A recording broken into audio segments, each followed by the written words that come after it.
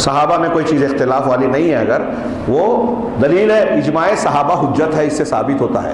اور اس سے یہ ثابت ہوتا ہے کہ اس وقت کے مومنین صحابہ تھے، صحابہ کے طریقے سے کوئی ہٹا تو وہ رسول کے طریقے سے ہٹا، اور جو اس طریقے سے ہٹ گیا قرآن کہہ رہا ہے نولیہ ما تولی، وہ جس راستے پہ چل رہا ہے چلنے دیں گے، اب اس کو سدھرنے کی توفیق نہیں ملے گی. ونصلہ جہنم، اور اسے جہنم میں ڈال دیں گے. وساءت مصیرا، اور بہت برا ٹھکانہ ہے. قرآن کہہ رہا ہے، اختلافی مسئلہ ہے، نہیں بولنا چاہیے.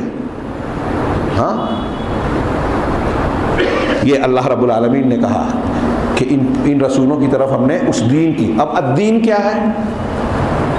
شرع لکم من الدین، یہ دین کی وصیت کی. اور کیا دین دے گے؟ کیا کہا؟ ان اقیموا الدین ولا تتفرقوا فیہ. سارے ان انبیاء اور تمام انبیاء کی یہ دعوت تھی کہ اقامت دین کریں. اقامت دین کا مطلب کیا ہے؟ میں پوچھ رہا ہوں آپ سے، کوئی بول سکتا ہے؟ ہمارے یہاں شیخ ابو العلا مودودی رحمہ اللہ نے اس کی تشریح کرتے ہوئے کہہ دیا کہ تمام انبیاء کا جو اصلی مقصد تھا وہ یہ تھا کہ اسلامی حکومت قائم کریں. کیا یہ جملہ صحیح ہے؟ شیخ رحمہ اللہ کتنے بڑے بھی دانشور ہوں، کوئی کتنا بھی بڑا عالم ہو، ہمارے لیے معیار کیا ہے؟ اقامت دین. اگر یہ مان لے کہ چلیے صحیح ہے، تو اب اللہ نے ان 5 نام لیے، 5، ان میں سے کتنے لوگوں نے اقامت حکومت کی بتائیے؟ جناب محمد رسول اللہ صلی اللہ علیہ وسلم کی حکومت قائم، ان 5 میں سے. مطلب باقی 4 نے اقامت دین کا کام کیا نہیں. اور جب آپ نے غلط تشریح کی تو نتیجہ کیا نکلا؟ ان کی تحریروں میں دیکھیے، ان کی ہے سید قطب صاحب کی، اللہ ان کو معاف کرے، لیکن ہم ان غلطیوں کو جان کے اگر اس کو مان رہے ہیں تو ہم گنہگار ہوں گے. وہ یہاں تک کہہ گئے کہ کچھ انبیاء کرام اپنے مشن میں کامیاب نہیں ہوئے، کچھ کامیابی کے قریب تک پہنچ گئے لیکن کامیاب نہیں ہو پائے. ان کی تحریروں میں ہے، ضرورت پڑے گی تو آپ لے سکتے ہیں حوالے بھی، کتابیں درج ہے، بہت بھرپور لکھی ہوئی ہے. انبیاء کو غلط قرآن کا معنی کیا. تو اقامت دین کا مطلب کیا ہے؟ میرے ہاتھ میں علامہ ابن کثیر رحمہ اللہ کی شرح کا زیروکس ہے. اس کی جو شرح انہوں نے کی اور دوسرے مفسرین نے کی ہے، اٹھا کے دیکھ لیجئے. میں اگر وہ کرنے لگوں، عبارت پڑھوں گا، بہت وقت لگے گا. انہوں نے کہا کہ جو اللہ نے عقیدہ دیا، وحی سے اتارا نا الدین کو، جو عقیدہ دیا، احکام دیے، اعمال دیے، عبادات دی، حلال اور حرام دیا، اس کو تم نافذ کرو. اب نافذ کیسے کرو گے؟ فرض کیجئے کہ میں بہت غریب آدمی ہوں، فرض کیجئے میں غریب، مطلب پیسے نہیں ہیں میرے پاس، میں زکوٰۃ دے نہیں سکتا اور نہیں دیا میں نے. تو آپ شیخ آ کے مجھ کو گردن پکڑیں کہ بھائی تو مولوی ہو گیا، قرآن حدیث جانتا ہے، زکوٰۃ دیتا نہیں ہے، بولیں گے آپ؟ بولیں گے میں غریب آدمی ہوں تو آپ مجھ پر یہ کہیں کہ اللہ نے تو کہا ہے نا اقیموا الصلاۃ وآتوا الزکاۃ، زکوٰۃ ادا کرنا ہے رکن اسلام ہے اور تم دیتے نہیں ہو. تو مجھ سے، میں سوال کر رہا ہوں آپ سے، پبلک سے، کہ کیا آپ مجھے غریب آدمی ہوں یا کوئی بھی غریب آدمی ہے، ایک بیچارہ آٹو رکشہ چلاتا ہے، مزدوری کرتا ہے، روز کنواں کھودتا ہے، پانی پیتا ہے، اس کے پاس بچتا ہی نہیں ہے، بیمار پڑ گیا، آپریشن آ گیا تو اس سے مدد لینا پڑتی ہے، تو کیا آپ اس سے یہ کہیں گے کہ زکوٰۃ رکن اسلام ہے، اس پر عمل کرو، زکوٰۃ دو؟ کہیں گے؟ سوچنا پڑ رہا ہے آپ لوگوں کو. شک ہے کیا؟ میرے سوال کچھ مشکل ہے کیا؟ نہیں نا. مطلب یہ کہ جو طاقت نہیں رکھتا اس پر زکوٰۃ فرض ہوگی کیا؟ نہیں ہوگی. تو اقامت دین بھی جس کی جتنی طاقت ہے اتنی فرض ہوگی. اور اس کی دلیل کیا ہے؟ اقامت دین، دین کو قائم کرنا.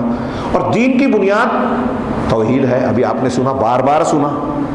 یا دین کی تشریح کے لیے میں اشارہ کروں، وقت نہیں ہے کہ پوری حدیث بیان کروں. حدیث جبرائیل کے نام سے مشہور صحابہ کے بیچ میں حضرت عمر بن خطاب رضی اللہ تعالیٰ عنہ راوی ہیں.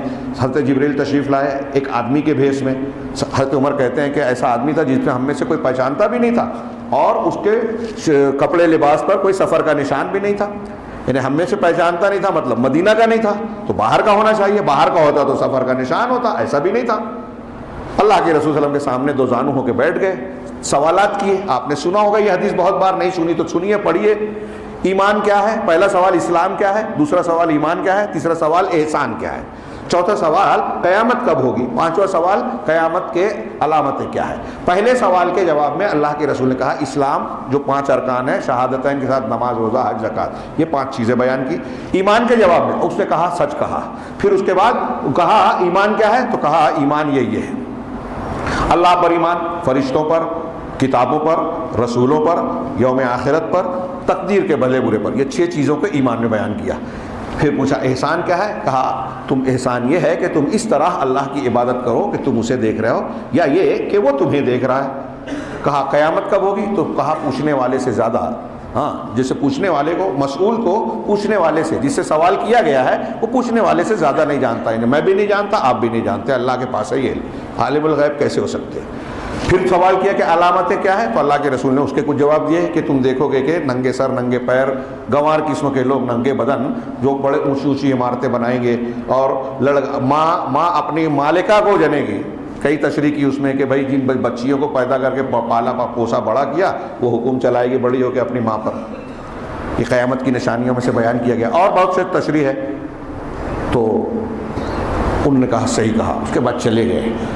کچھ دنوں کے بعد یا بعد میں اللہ کے رسول صلی اللہ علیہ وسلم نے حضرت عمر سے پوچھا کہ جانتے ہو وہ جو سوال کرنے والے آئے تھے کون تھے؟ تو کہا اللہ اور رسول بہتر جانتے ہیں۔ تو آپ نے کہا کہ وہ جبرائیل تھے، اتاکم لیعلمکم دینکم۔ دماغ میں رکھیے کہ یہ جبرائیل کیوں آئے تھے، تاکہ تم کو، تمہارے پاس اس لیے آئے تھے کہ تم کو تمہارا دین سکھائیں۔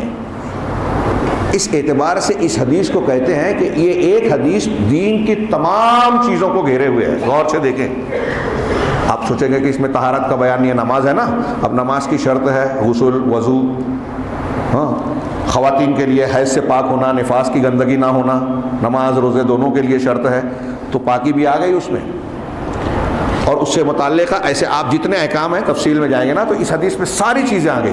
یہ ہے دین، اور اب یہ دین جو محمد رسول اللہ صلی اللہ علیہ وسلم کو دیا گیا، اسے قائم کرنا۔ اب قائم کرنا، آپ حکومت میں قائم کر سکتے ہو کیا؟ اگر طاقت ملے گی تو وہ بھی کریں گے، جیسے زکوٰۃ کی طاقت ہوگی تو زکوٰۃ دیں گے۔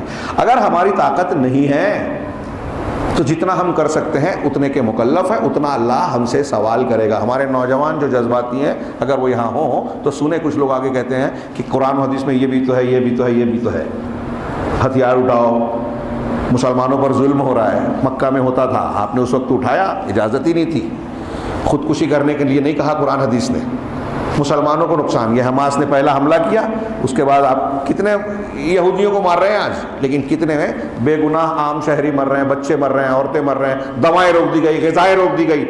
کیا حال ہے؟ کیا اسے آپ اسلامی جنگ کہیں گے؟ نہیں، یہ یہودیوں کی منصوبہ بندی کا حصہ ہے، یہ جو غزہ پر حملہ قبضہ کرنا چاہتے ہیں، اس لیے کہ غزہ کے سمندر میں گیس کے ذخیرے کی معلومات ہوئی، فرانس وغیرہ نہ لے لے، یہ لینا چاہتے ہیں۔ دکھاوا دوسرا ہے، ڈرامہ چل رہا ہے۔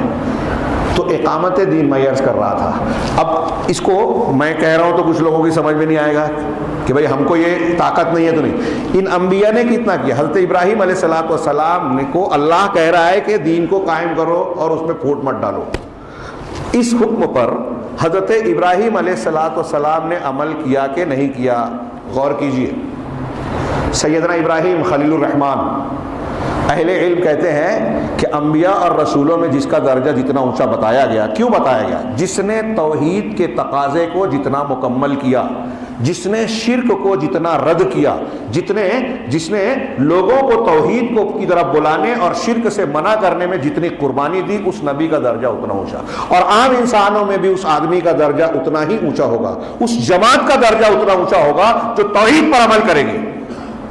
اور روئے زمین پر میں اکثر کہتا ہوں، اس پر غور کیجئے گا نوجوان، چھوٹی بات نہیں ہے اور غلط بھی نہیں ہے کہ آج کی تاریخ میں جماعتوں میں، گروہوں میں، سلفی جماعت، اہل الحدیث جماعت توحید پر جتنی محنت کرتی ہے، شرک کو جس طرح رد کرتی ہے، دوسروں کی مخالفت کی پرواہ کیے بغیر، حملوں کو جھیلتے ہوئے، کوئی دوسری جماعت، کوئی دوسرا گروہ نہیں کرتا۔ یہ انبیاء کا طریقہ ہے، اور دعوت کا، تبلیغ کا، منہج کا صرف یہ ایک حصہ کافی ہے اس جماعت کے لیے کہ سعادت مند ہے۔ اللہ رب العالمین ہمیں اس پر قائم رکھے، کسی فخر اور گھمنڈ میں مبتلا نہ کرے۔ پوری دنیا میں آج کوئی فضائل بیان کر رہا ہے، کوئی سیاسی دین پیش کر رہا ہے، کوئی تصوف کے نام پر جو ہے اسلام کے نام پر اسلام سے دور لے جا رہا ہے، کوئی وحدت الوجودی عقیدہ بیان کر کے ہندو عقیدے کو ہمارے اندر پھیلا رہا ہے، یونانی اور ہندو عقیدے کو، اور ہم اس کو لائک کر رہے ہیں۔